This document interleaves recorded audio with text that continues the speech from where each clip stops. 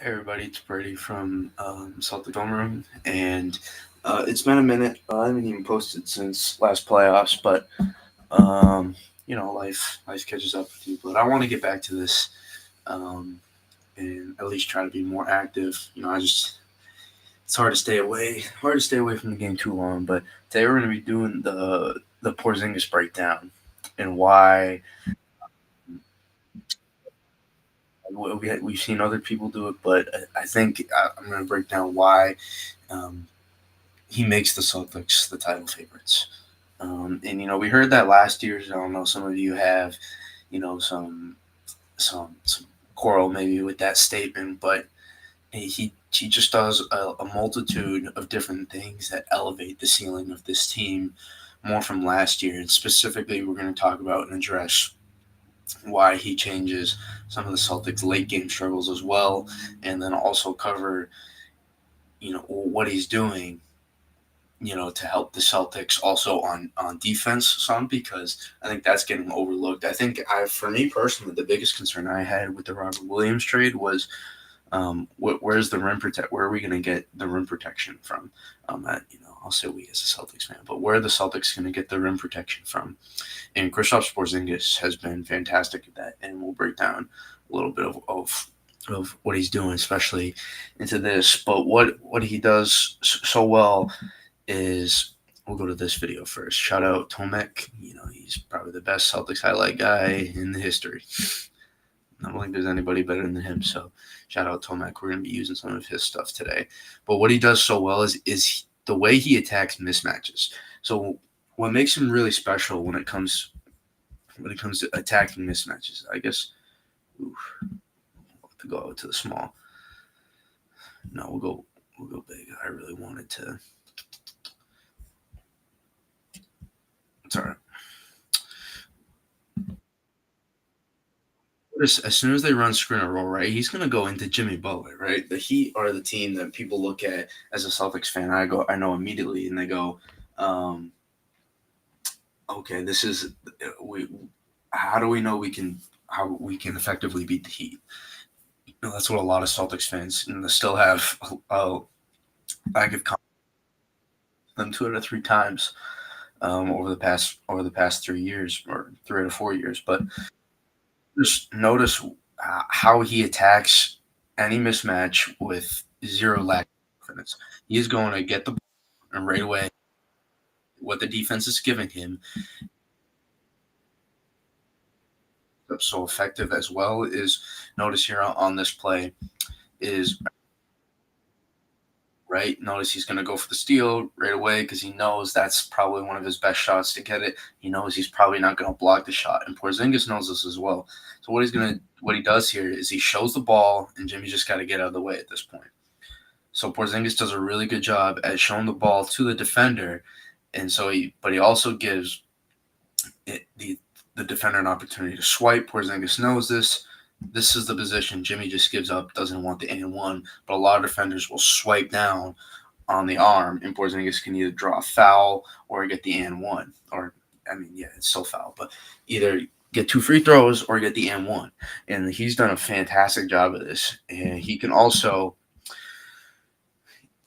have the ball higher, right? Because he's 7 foot freaking three, right? He's 7'2", 7'3", so he can rise above defenders, and so he doesn't need to jump to get this shot off, right? It's a little bit off his feet, but he doesn't need to jump high. When he sees a mismatch, it's really anybody that that is not like 7 feet tall. I mean, I think he even went at Anthony Davis. So I think we'll check some of those highlights in a second, but like it's so hard to guard because he's right, boom, right away attacks the mismatch. Royce O'Neal, you're not guarding me. If he's within 20 feet of the basket, he's gonna get into the post and start working because he knows he's such an effective shooter as well. So when he gets here, boom, rises right over the defender, and bang, you can't. He puts you in a position where he seals off your body on this position, right? He makes that quick turn because he doesn't have to jump really high, right? Notice he's going to jump a little bit, but that's just to potentially draw contact even. So look at it. I mean, look where he's shooting from. Look where he is shooting from. His elbow, Royce O'Neal's hand is at his elbow, right? You have no shot to block this, right now without drawing a foul. Right, and that's what makes him so hard to defend is because he can attack all these mismatches and doesn't need to be really close to the basket. He can be 15 feet away because that's such a simple shot. Look at him. He's going to go at Nas Reed here late in the shot clock, possession breaks down, go right at him and just shoot over. He doesn't use it a lot, but he has a really good touch around the backboard as well, which also reminds me his touch around the rim for a big man is just so good. Right away, attacks. Right, Jaylen Brown's evolution as well. Probably it's 9:30 in the game. He loves to pull. He loves to pull that shot early in the game, but he's gonna throw it into the post here, the Porzingis, and just right away the double comes, it doesn't matter, right? That's another thing with Porzingis. When a double team comes, he does not care. When he gets that double, he's still going to be able to shoot over, and a lot of times he's still going to make that right read. Notice the double comes, he fakes the pass, right? He doesn't defender doesn't budge a lot in the fake pass, so he says, "No, what? I'm just make the right read here and make the pass." Right. So when you double him, if you decide to double team him, now you're making a decision of, okay, he still might shoot this over us. So if we don't have an effective double team or someone with size to double him, then it's just pointless because he still might shoot over it. And even if you do double team, now you've got Jason Tatum, Jaylen Brown, maybe Al out there, Derek White, Drew Holiday, Pritchard, Hauser. These are all the guys around him that can shoot three. There's not a single liability from three on the roster. Right. So when you put that around Porzingis, right, and you let him to go to work in the post, it makes it very easy for him to make the right play every time consistently because there's so much versatility and so many options. Here's another thing, right? He's really good in pick and roll as well. Really good in pick and roll. He's going to take his defender off the dribble a little bit here, right? Bismack Biyombo, not the fastest guy. So he's going to try him a little bit, but he's going to use a screen here to get into the post and then just attack Desmond Bane. And notice, right, he's really good at keeping his. He's really good. He has really good footwork in the post, so he's really good at getting to where the spot he wants to. And then once he gets there, he's just going to either shoot right on top of you or he's going to step through and get to the basket. Right there's a little bit of combination. Right, he has a little bit. He also uses. He has a unique post move as well, where he through to get his post. A lot of guys, this is an off balance shot, but again, right, he doesn't need to jump that high to get to the shot he wants. So he's going to shoot an off balance, a little bit off balance, but he doesn't need to jump that high. Right. So imagine you taking a jump shot when you have to elevate really high versus you taking a free throw. It may be right, even if you're a little bit, say you're leaning to the right a little bit on free throw, right, you're still going to have somewhat good balance. Right, and it's at a slow, right? The game's coming to you slower when you're taking that kind of shot, right? The game slows down for him really nice when he gets into the post. Here's another aspect. When you come off pick and roll, and he sets that screen, notice where he rolls out to. He rolls out to 30 feet behind the three-point arc, right? There's a difference between having a big man or even a forward that when they set a screen like that and they roll out to 23, 24 feet, it makes a difference. He rolls out to 25 to 28 feet most of the time. And even then, he's really rolling out to 30 feet so he can take that 27, 26-foot three in the catch and shoot. Right? He's just fantastic. And as soon, right, we talked about this already, as soon as he gets that switch, he is going to attack. He is going to attack the mismatch now. RJ Barrett, no, you're not going to. Look where he gets the ball. He's about 18 feet away from the basket. And the double comes, it doesn't matter. Right? He sees the double come and he shoots right over it. He's really good at reading the defense. It's very hard to get a steal from him on the post. That's what I've noticed as well. A lot of times, big men, when they get into the post, you tend to see that if they're not 100% aware of the double team, they can panic. They'll do a turnover, or potentially they may not see the double team at all, and they'll get it ripped from them. Or once the double team, it's too late, then panic as well. So this is something that Porzingis does really well. Is when they try to double, he does not panic. He does not panic when they double. Notice as soon as he sees that double, he can see the double right now. He sees it. in the corner of his eye. He has really good feel, right? European player with really good feel. That's a lot of these guys that come over from Europe. They just have good feel on the offensive end. They understand the game. Look at a guy like Luca, for example. Right? That's just one example. For some reason, I'm blanking on European players come over, but look at Tony Parker, for example. I know those are a lot of guards, but you look at Jokic, for example, as well. Like those are guys that come over from Europe. The game, right? It's really physical over there, and you have to be able to play at a high level. You have to understand a lot of offensive concepts. It's not as much 101, and there's a lot of in terms of understanding the games and the ins and outs, right? So a lot of these players that come over to the NBA from Europe have good feel, and as soon as he sees that double, he's just going to shoot right over it. And RJ Barrett doesn't want to draw the foul because it's in the scouting report that he will go right into you and shoot over you and try to draw a foul and get the and one. Right? He's going to go right in. Notice right on top, right? He shows you his elbows, right? So Porzingis shows you his elbows when he gets into the post, and that's what you got to guard. If you try to block it, he'll get you off his feet, and now he's going to go right by you. Right? He's such an effective post player, right? Averaging 1.44 points per possession on the post. That is extremely, extremely effective. Right? I didn't pull up all the advanced stats to show around, but I think that's second, I want to say, or I'm almost confident it's top three. I forget. I saw it on.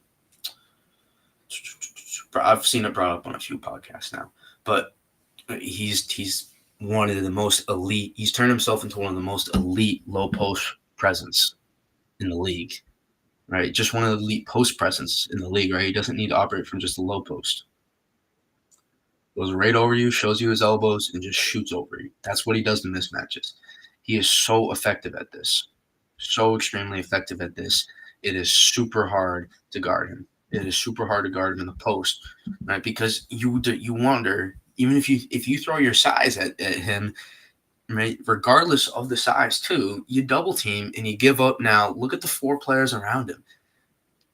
You want to put those four players in rotation, and he may end up just getting the wide open three at the end of the possession, anyways, which he hasn't even shot super well yet. He's like 35% from three on the year, and he's still being an effective spacing threat from three. So that just shows you, right, in the playoffs, right? Maybe he goes into a cold shooting streak like he has been to start the year. I wouldn't even say super cold, but he's been 35%, which is below where his marks. From last year's a good amount. I think he was 38 or 39% from three last year. So this element now where you can 5 out but also play from the low post right, you don't need to change how you play. You don't need to switch someone out. You can just have him, and you can run different kinds of plays depending on what kind of defense you have playing. It makes it super, super difficult to guard on a nightly basis. Right, and it gives you just a lot more versatility come the postseason. So when the Miami Heat try to load up on the Jays, we can say, okay, we'll put it in the ball. We'll put the ball in the hands of Derek White and Drew Holiday. Okay, and then we can run a screen and roll, so we can set up Porzingis to get switched off of Bam, and even then, Bam is long. But Porzingis, I don't think is going to mind trying to go one-on-one sometimes against Bam as well.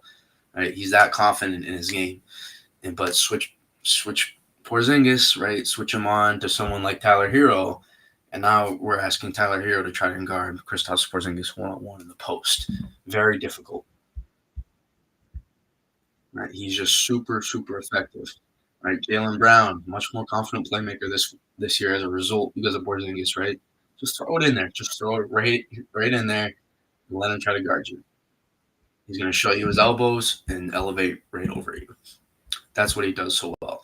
And I thought this Lakers game that he played was such a good representation that he showed the whole country of what the Celtics have in Porzingis with this rim protection. You cannot just go at him one-on-one. Right? He's proven. I knew he was a very good rim protector, but he's proven to be even just a little bit better than I thought he was. It's not that I thought he was. I knew he was very good, but he's proven to be even better watching him every night.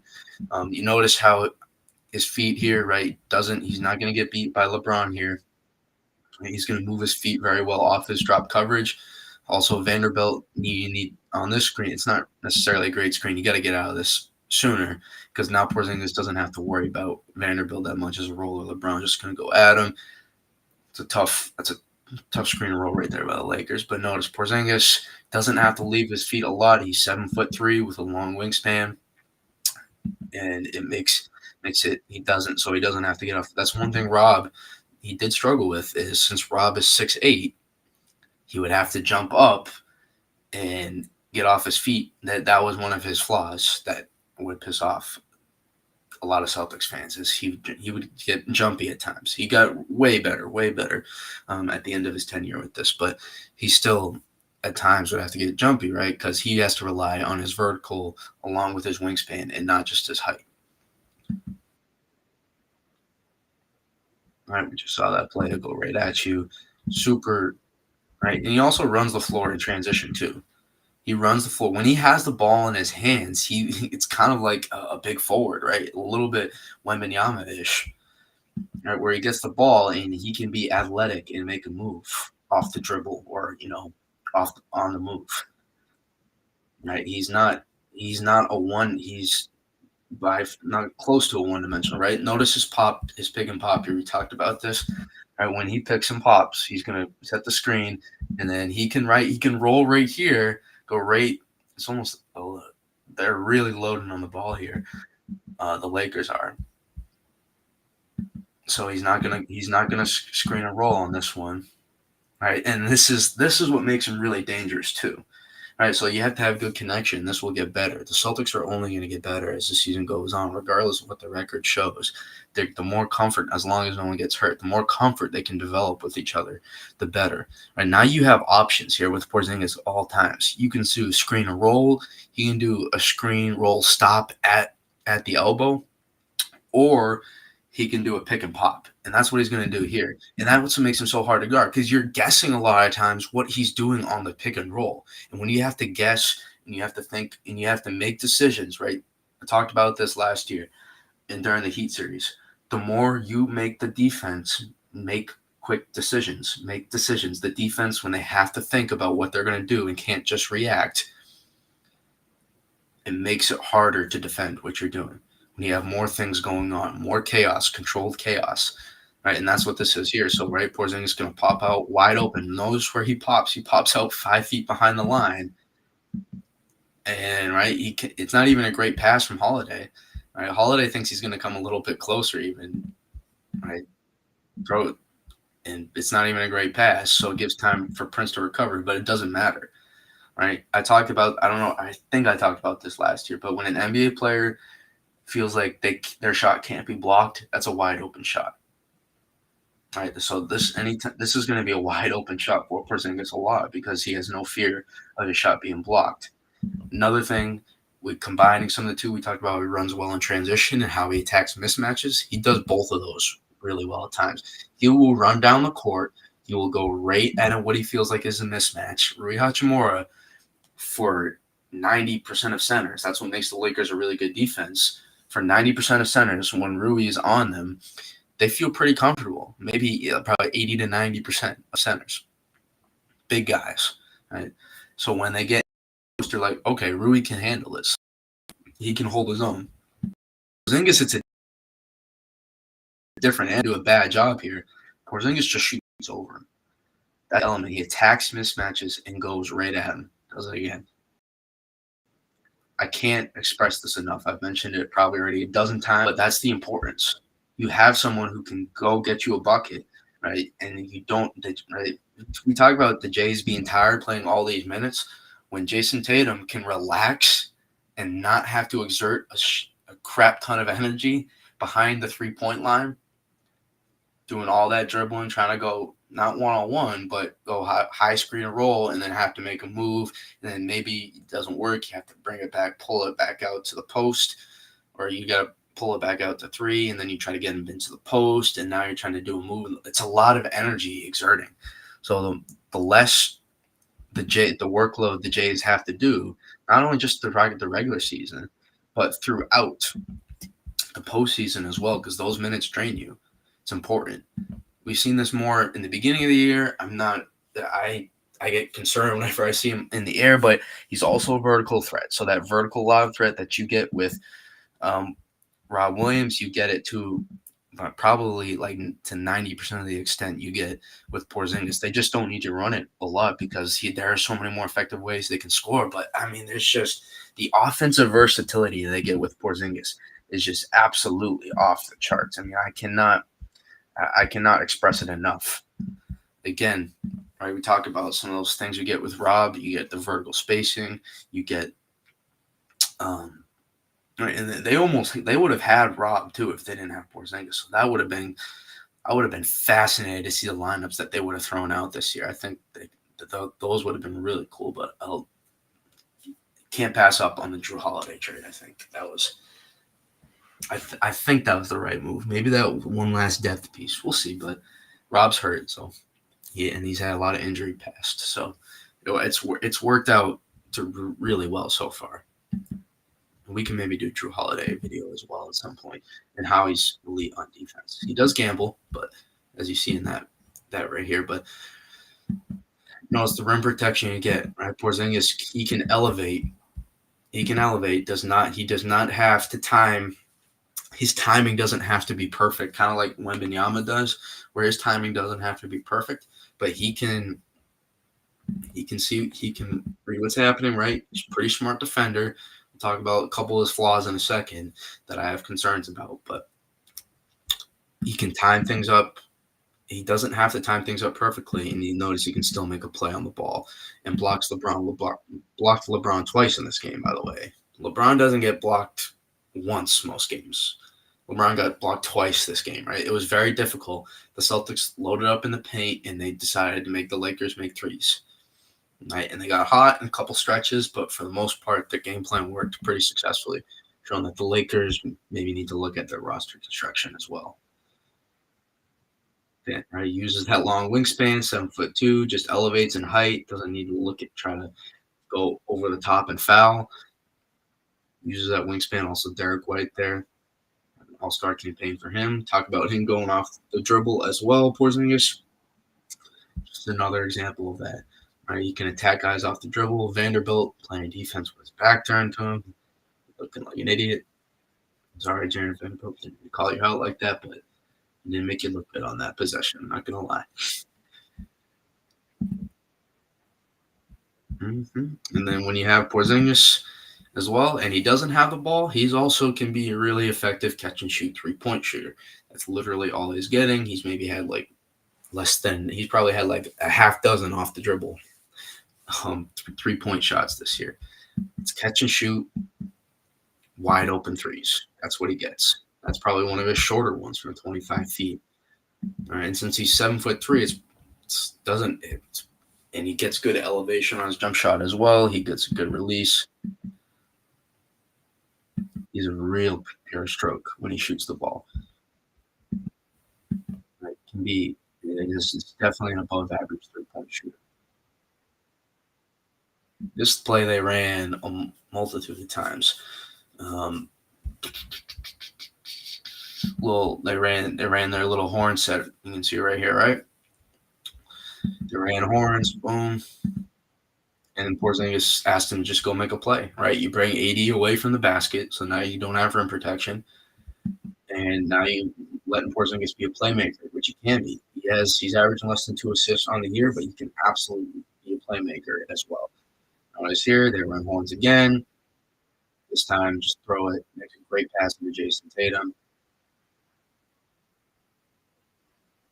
And also offensive rebound. That's one thing I've been excited to see is he's been looking to make hustle plays, run down the court, right? And not a lot of loose ball opportunities I've seen for him to dive on the floor. And also in the regular season, you like to see it as a pure basketball junkie, but at the same time, you don't like to see it in the regular season, knowing that the dude has an injury history, which we'll go over when it comes to the flaws in a second. But he's also willing to offensive rebound. He's been pretty good in terms of when he doesn't have the ball, being active, trying to make something happen or making the right play. also take it off the dribble. That was maybe one of his most impressive, if not his most impressive plays. So we'll let the highlights, we'll let this play out as well. But this, as good as he is, there's no perfect player. Obviously, if he was the perfect player, we wouldn't have gotten him for as low as a bar. Right? There's obviously some flaws, right? He was definitely. If NBA teams knew they were getting this, I think a lot more teams would have freaking taken it. I think a lot more teams would have taken it if they knew what they were getting. But that's, again, shout out to Brad. The thing I will say is I would like to see how he handles the physicality in the playoffs. The regular season physicality is one thing, but to be able to get to the spots you want to and power through that contact, right? That's another animal. Right. So being able to shoot over the top, I think, is going to be critical because he's going to have to do that more. Shooting over the top of guys versus coming through guys like he does on that move there. The physicality is going to be more present. Right? Jimmy Butler, bam, hands all over you, being super physical, more physical than that there. And you're going to have to shoot over the top of guys. You're going to have to take bounces. You're going to have to take hits, get a little bit off balance, still be able to make shots while being dead tired. So that should be brought up. So the less physical players we can get on him in the postseason, getting the right mismatch is critical. Anybody that's not 6'6" or taller it's going to be a problem in the playoffs. And even those guys that are 6'7", 6'8", 6'9", if they don't have a lot of muscle on them, it's going to be just as much a struggle for a lot of those 6'6" and below guys. So that's one thing he's going to have to do in the playoffs is attack those mismatches. And then also, I want to make sure that some of that, though, he's gotten a lot of technicals to start the year. He is a little bit of a hothead. He sometimes lets a little bit like Jokic a little bit, where he just gets caught up in the heat of the moment. And he's red in his eyes, and he has to make the comment. He has to say the little thing to the ref, or maybe something happens. It's usually with the refs. It's usually not his team, especially in the honeymoon stage. Still, where he just gets taken out of the game a little bit off he's doing, and he's going to make a dumb foul, or he gets out of position, and he's late in rotation, and then he just is everything, tries to make tries to make a play on the ball when he knows he doesn't really have a chance, to just kind of swipes and then lets the guy have the open layup after the foul, this and that. So I would like to see that a little bit less, ideally. And that's part of the reason why some of that stuff is what NBA teams, why they didn't want him.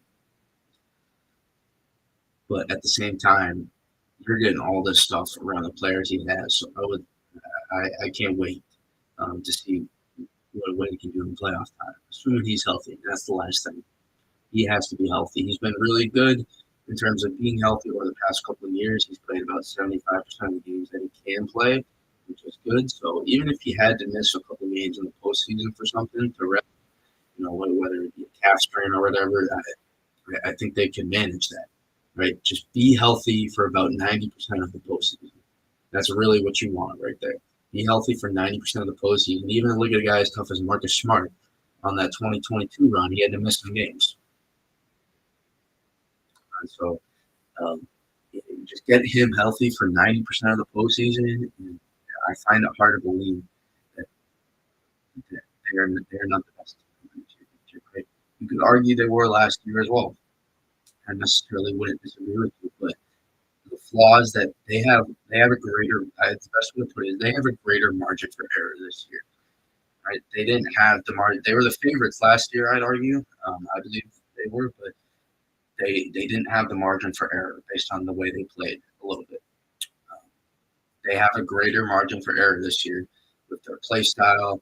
We can talk about Jason Tatum's post development in another video as well, which I would like to see him get to more. That's another thing. But the way that they use Porzingis in their offense, it's perfect. Joe knew exactly what to do with him, and it's feeding off. We're seeing Tatum playing in the post more as well. That's something he coincidentally happened to work on.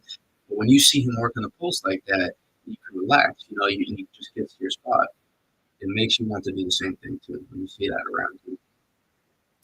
It's one thing. It's one thing for someone to say it. It's another thing for you to see it. So Jason Tatum seeing Porzingis go to work in the post, and we can get him to do that in the postseason as well. Get to his spots, work out of the post. It's less work. Defenses have more trouble loading up. I mean, that doesn't mean you can't go from the top of the key and make a play with the ball. That doesn't mean you still can't do that. But you just don't need to do that every single possession because defenses can load up and they get to know your tendencies and they get to know what you're doing. It's the same with Jaylen Brown, right? And that's why Jaylen Brown in the postseason sometimes people like to claim he has a little bit more success. It's I don't know how much. I don't think that's really more the case. It's just Jaylen Brown. He does work out of the top of the key a lot, but when he goes too much, that's when defenses can start loading up on him. But Jaylen also has the ability to just go right out of the post, get to his spots, right? Jaylen, it's not like Jaylen ain't even thinking I need to be work out of the top of the key or this is where I'm comfortable from. He just goes, and when he sees daylight to get to a spot he can score from, he just goes there, right? And that's what makes Jaylen such an effective scorer, no matter whether it's regular season or postseason. And that's what you need in the postseason. Late in game, you need guys to be able to get to their spots and shoot and make shots from there. It's not necessarily about getting the shots that you worked for all in the regular season. Postseason is a different animal. It's a different animal. And it's hard to explain to a lot of people on Twitter, but it's true.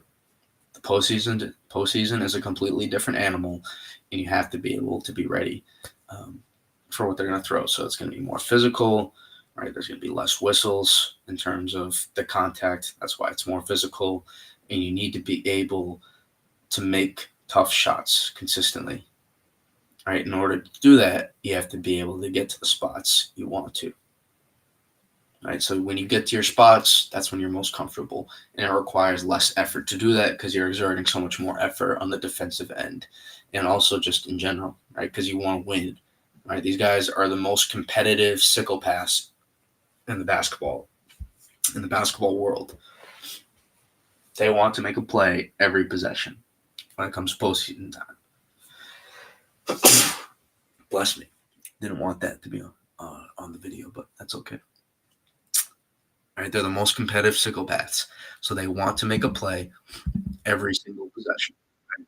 They're extremely competitive, so you're exerting so much more opposed to every play. So being able to get to your spots and make plays out of there, like LeBron, can just sit in the post, take a guy down, and then diagnose what's happening and make the play from there. So that's what made him effective at and still does for all these years, while being able to take it from the top of the key and get to the basket and blow by guys. So that's why I think Porzingis gives the Celtics such a more greater margin for error in terms of winning the finals this year. We can do a video on finals threats and stuff like that, contenders and all that good stuff. But I wanted to do the Porzingis breakdown because there's just so much good stuff that he's provided for them this year, and I don't think his value is being underrated in terms of the result of winning right now, but I think his value is being underrated in terms of his impact on winning come postseason time. Like when a team goes on a run, he gets into the post, he shows you his elbows, right, and then he shoots right over you, foul and one, run stops. Now you can reset, regather yourself, right? That 9-0 run Miami just went on after getting 2 steals in transition. It slows the game down for the Celtics again. They can reset. It's stuff like that that you're not thinking about maybe right now necessarily, but will matter a lot come postseason time. Visiting arenas, and he's going to quiet the arena by just going to the free throw line, 8 times a game. It makes a difference. So that's what I want to go over. I'm not sure how many will see this, but I appreciate anyone that watched, and maybe we'll do another video soon. All right.